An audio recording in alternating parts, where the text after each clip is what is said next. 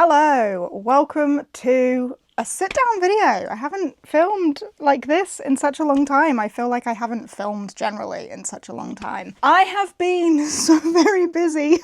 I'm gonna caveat this whole video with, if you didn't know, the day that this is going up, I am not around. I'm jetting off to Norway with Gavin for a week for his Trover trip. So, out of office.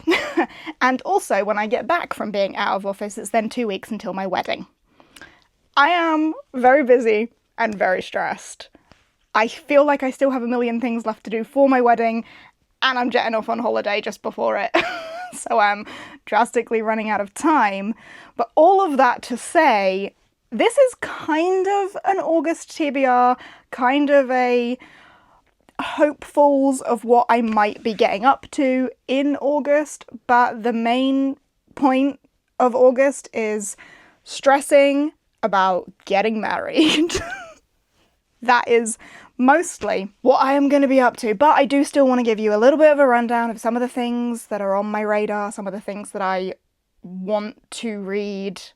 I'm going to say want to read. I haven't really been in much of a reading mood lately. My reading mojo hasn't really been sticking around, but some of the things that are on my radar that might help me with getting back into the reading mood, and some other things that I might just want to do to unwind and chill out, because stressed. And you know what happens when you get stressed? You get really hot and you get really sweaty, which is the perfect time for me to reintroduce you to Wild. Thank you very much to Wild for partnering with me on this video. If you are not familiar with Wild, where have you been? Wild is a sustainable bathroom brand with a mission to kick single-use plastics out of your bathroom. And they've got a new product on the scene. This is Wild's all-new roll-on. They've not done this before. I've been using Wild for a long time now, and I love them because they are putting sustainability first. The cases are aluminium, and then the refills are plastic-free, and you reuse the case. They want to keep the planet wild. They partner with On a Mission, so for every order that you place, a tree is planted. They have saved over 1.6 million pounds of single-use plastic from going into landfill, which is incredible. And they offer 24-hour protection in your deodorants using natural ingredients, cruelty-free, and vegan certified as well. So as I say, this is their new roll-on formula. It's everything you know and love about Wild. I have obviously already filled this up because I have been using it, but I did record that process so you can see how it works. It's really simple. To refill this, you pull the top off the deodorant. You screw in the bottle of deodorant refill into the cap. You then pop the lid back on the deodorant, unscrew the outer cap, and you've got your deodorant there, ready to use, ready to rock and roll, ready for your 24-hour protection. What I have been loving about this as well is that it's really quick and easy. Because it dries so quickly, I found this really useful. But when you're like already dressed, and like I'm not worried about it being like sticky or leaving any white marks or anything, it's just really quick and easy and simple. So mornings when I'm in a rush, the roll-on is my new go-to. You're probably sick of hearing me talk about Wild because I've been working with them for a long time now. I love them. I love the brand. I love the sustainability and getting rid of that single-use plastic. And this case, this Emma Bridgewater B case, I have this in their other variety as well, and I just love it. It's so stinking cute. And of course, with this partnership with Wild, I do have a discount code for you, which is Jadeyraereads, which will get you 20% off your entire order of Wild, which I will leave linked down below, or you can scan the QR code, which is on screen now. I really do encourage you to give Wild a go if you're passionate about sustainability, if you want to do your bit to help save the planet, and you want nice smelling natural ingredients in your deodorant. Give Wild a go. I'm a big fan, have been for a long time, hence why I continue working with them. Thank you very much to Wild for partnering with me on this video, and you go get your new roll-on deodorants down there. Now that I've done one arm, I'm just going to read the other one. Right, let's talk about August plans, other than stressing about my wedding. As I said, I do still have a few things that I need to get done for that. I feel like there's a million things, but I still need to have final planning meetings and get things organised and boxed up and like final decor bits done and so on. So a lot of my time in August is probably going to be taken up with that. However, I am also going to Norway, and I'm very excited about that. Norway has been a bucket list destination for me for a little while, and I am very happy to be going. If you also maybe thought about going to Norway yourself, I am hosting a Trover trip to Norway, Sweden, and Finland myself next March. I will leave that link down below as well if you want to check that out, because I'm excited to go to Norway again in the colder weather then too. But I'm also excited to go now. Don't know how much reading I will get done on that trip, but it will be a nice little break to unwind in amongst all of the stress. But let's talk about some of the things that I do hope to read. I'm really hoping that I might finally read Lost Souls Meet Under a Full Moon. I started this and I got to page 149 and then I stopped. I was not enjoying this one as much as I was enjoying Lonely Castle in the Mirror. Very different vibes.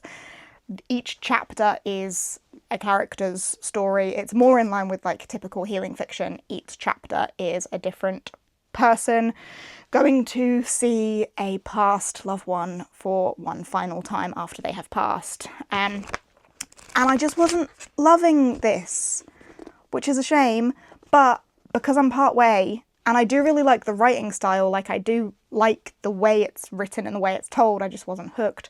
I'm hoping that I might finally just be able to finish this one in August. That would be nice. One that I will have to read in August will be Sabriel by Garth Nix. This is my Patreon buddy read for the month of August, so I should definitely get to this one. I don't know an awful lot about this other than it's about Sabriel, who I believe is a necromancer? Her dad's a necromancer. Something about necromancy. But her father is missing, and she comes face to face with her hidden destiny and confronts evil and blah blah blah blah blah. I feel like this is such a classic book. Like, so many people love Sabriel, or what's the series called? The Lost Kingdom? The Old Kingdom? So many people love it. So many of my friends love it and have encouraged me to pick it up, or less gently encouraged and forcefully told me that I must. And now it has been selected as my Patreon buddy read for August, so I will finally be getting round to this one. I don't really have any particular expectations, but a lot of my friends love it, so fingers crossed that I will as well. One that I would like to get to just for myself and for the vibes is The Enchanted Greenhouse by Sarah Beth Durst. This is, I'm not sure if it's a sequel to The Spell Shop or just set in the same world as The Spell Shop, but The Spell Shop was a cozy fantasy that I read last year, I believe, that was just vibes, good time, cozy, magical, little village, cute characters, jam making, very cute. I liked it. I had a good, cozy, vibey time, and I feel like that might be something that I need to search for in August in amongst all of my own stress. I need to perhaps reach for something cozy and calming, and I'm hoping that this might provide that. With that in mind, if you have any cozy fantasy recommendations, maybe let me know some of those as well, because I think that could be a mood, could be the option. But I don't know anything about this. I think it follows different characters set in the world of the Spell Shop. This follows the person who set the spell on the sentient spider plant. I'm so excited. I'm excited. Different characters from the Spell Shop, but set in the same world, and there is a sentient spider plant. Adorable. I'm excited about that one, very much so. And I think the audiobook for that one is on BookBeat as well, so could be a nice cozy immersion reading experience for me. Something else that has been really high in my mind, something that I really want to get to, and I think, again, August could be a good time for it because it should be relatively like quick and easy, is proceeding with One Piece. I have read volumes 1 through 6 of One Piece. I have the omnibus editions. I've read volumes 1 through 6. I have kind of recently watched the Netflix show, and Jake has very recently expressed an interest in watching the anime for One Piece. So we've started the anime, And where we're at in the anime is now where I got up to in reading. So only the first 6 volumes. We are very early in that. But it has reignited the desire for me to read the manga again. So I'm hoping that I might pick up some more One Piece. I now own up to volume 30, which is ridiculous when I've only read the first 6. All in the omnibus edition, so it's not that many physical books, but each one is 3 volumes, and yeah, I now have up to 30. So I've got plenty of material for me to just immerse myself in the One Piece world.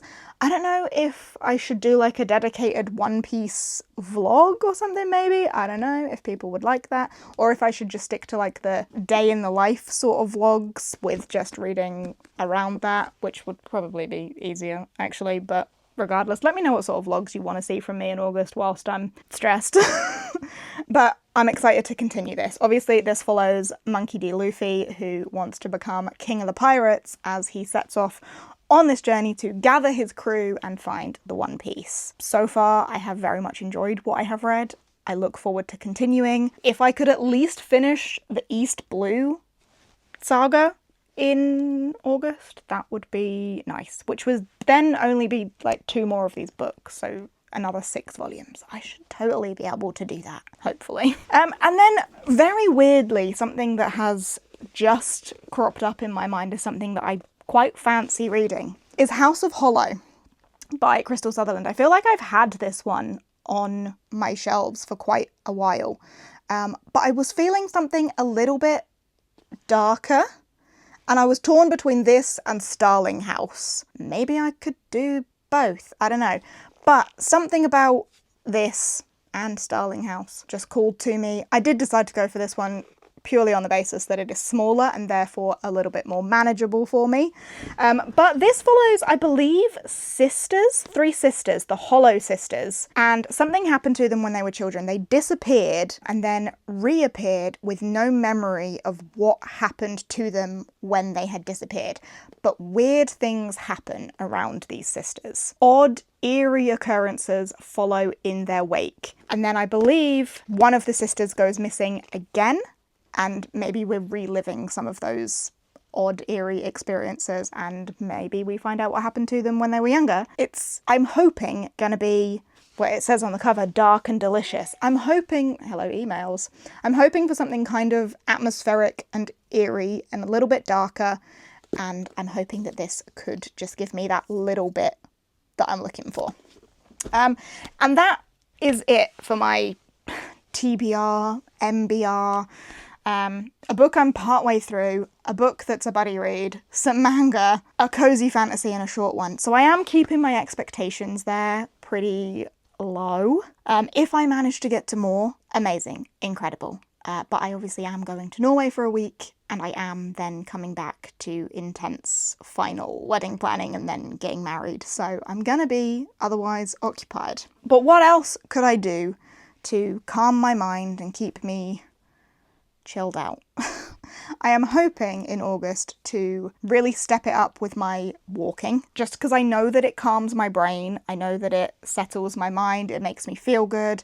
It's obviously good for that one over there who's super asleep, and I know that it should be good for my body as well ahead of my wedding. I'm not like worried about that at all, and I'm not promoting anyone else being worried about their body or physical appearance at all. You know, I'm totally not into diet culture, but just for my own comfortability, I know that that will help me. So I know that it will be good for my mind and body, and I really do want to step it up with the walking. Maybe audiobooks will be good for that as well, but also slow, gentle instrumentals also helps. And also colouring books. I've been really into colouring books lately. Just colouring with either with a YouTube video on, doing some colouring, with an audiobook on, doing some colouring. I have been very much into the cozy colouring, which I know is taking social media over by storm everywhere. I do have a few colouring books. Hold on. I think I might have shown you some of them before. This one is my absolute favourite. Silly Crimes. I've definitely mentioned it in a video before. If you're interested in cozy colouring books, I will link this one for you because it's my favourite. it is just silly crimes. And it's like robbing a TV, breaking in and then having a nap, banana murder, pumpkin murder, a banana robbery. They're just silly and funny, but they're also really relaxing to just do. I do have a few others as well. It's just a nice, relaxing activity, so I'll probably continue on with a lot of that as well. I then also mentioned that me and Jake have started watching One Piece, so we will be continuing that. We've been trying to get through like a couple of episodes every day just with dinner, so that is a nice way for us to unwind after work together, a couple of episodes of One Piece. And I have also been trying to, when I've got some like me time, some downtime, just rewatch some of my favourite movies, like some of my Studio Ghibli films that I absolutely love. I rewatched Kiki's Delivery Service the other day. I love it. I might see if my patrons are up for some more like movie nights and try and get some like Ghibli movie nights going on over there. I'm sure they probably would be up for it. I'm not going to give them a choice. So yeah, just trying to kind of consciously let myself switch off, because even if I don't have anything to do, I'm feeling very overwhelmed and stressed because of, you know, looming activities. I think if anyone's recently been married or ever been married, you probably are aware of that. Just weird stress where I feel like there's nothing I can do until the day, but I'm stressed and feel like there's things that I should be doing. And if you're sick to death of me talking about my wedding, me too. So sorry about that.